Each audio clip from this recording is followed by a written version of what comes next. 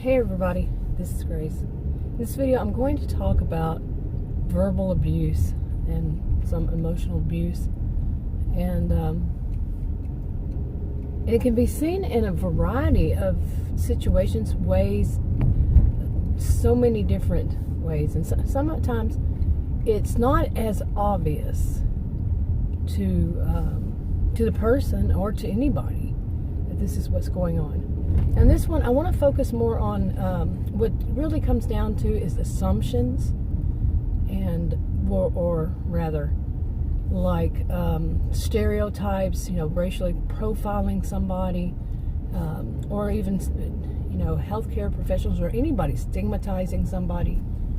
And it really, you can look at it either way, but it's often that the person who's doing it is making assumptions.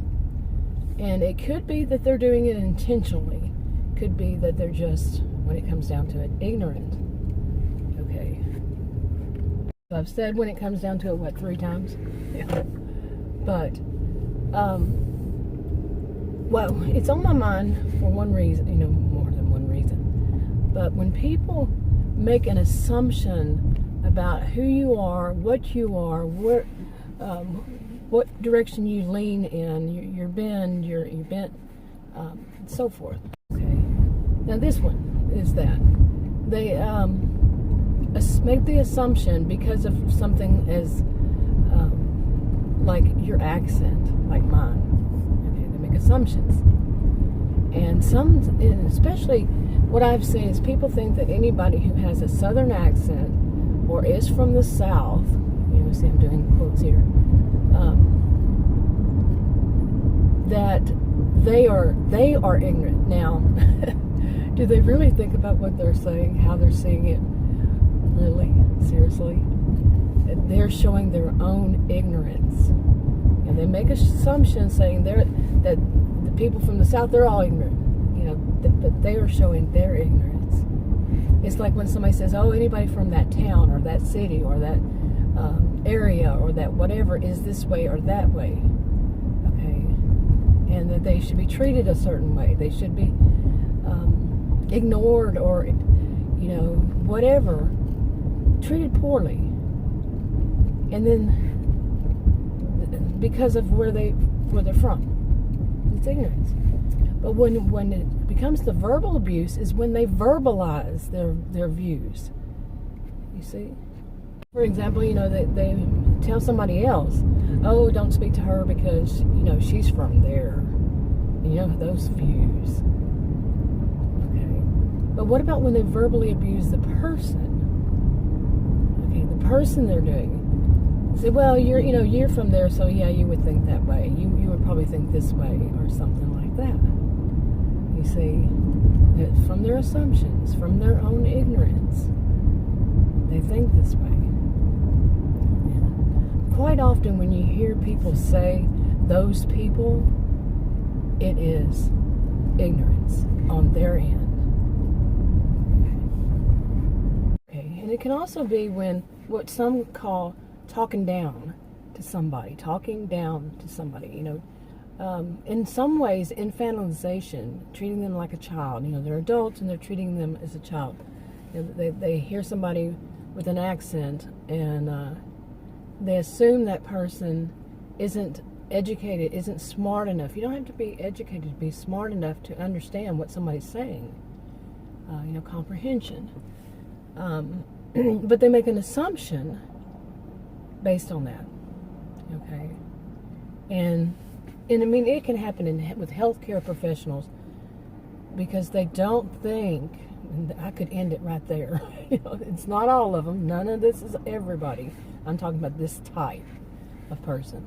Because they make the assumption the person is not going to be able to understand. Now, some people would get annoyed if somebody uses terminology they can't understand. Like they want to be impressive by using words that they think the other person can't understand. Okay. It doesn't have to be one extreme or the other. My channel name is Simplify. And but I go in the middle. I tend to go in the middle. And I think I do. Some might not think I do. Some might think I'm making it too simplified. So, but it's pointing. I'm not pointing at any one person, and talking down to them in some way, like talking down, as in being a little bit also on the sarcastic side, and infantilizing them, and it can go on from there. But verbal abuse can be in so many ways. It can be seen in so many ways, in so many things. And now I haven't had anybody. Well, I can't say anybody in a long while. But I have had in my life, sure. But I don't know when the last time was. It's probably been since I started making videos around 6 years ago. I can't see that there's much of a separation between verbal abuse and emotional abuse. And some people do separate them. I think I have a little bit in the past. But basically, some people just see it as when somebody puts you down, cuts you down, says mean, hateful things about you, to you.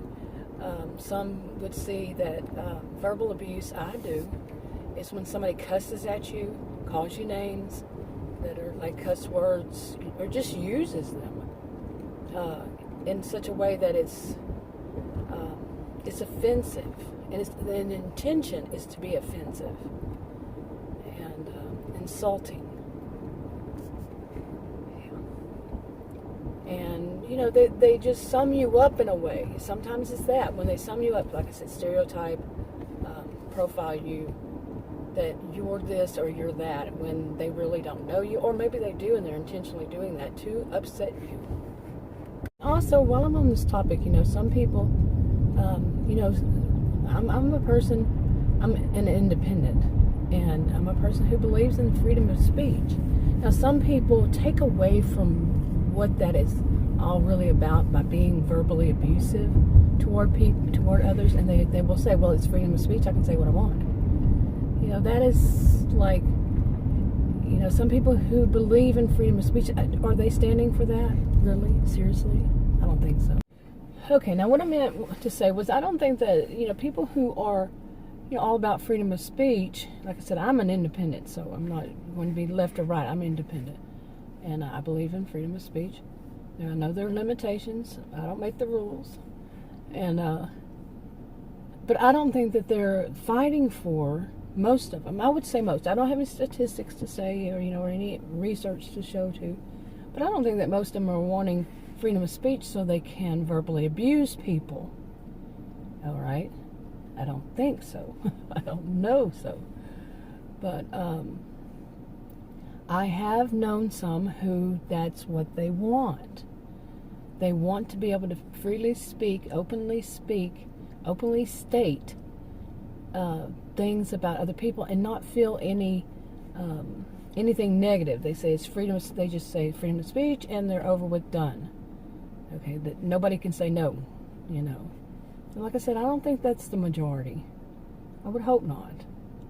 But the whole purpose is that, or the big purpose is that. Just to insult someone, to verbally abuse them. I don't think so. And I think that not enough people make that distinction, or maybe they do, and I just haven't seen it enough to say, that's not what this is all about. Okay, let's go on, move on.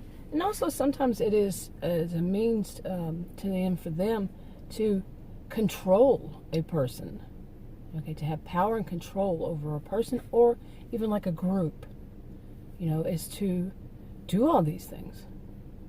And then some. Control of a person, it just could be that their words are so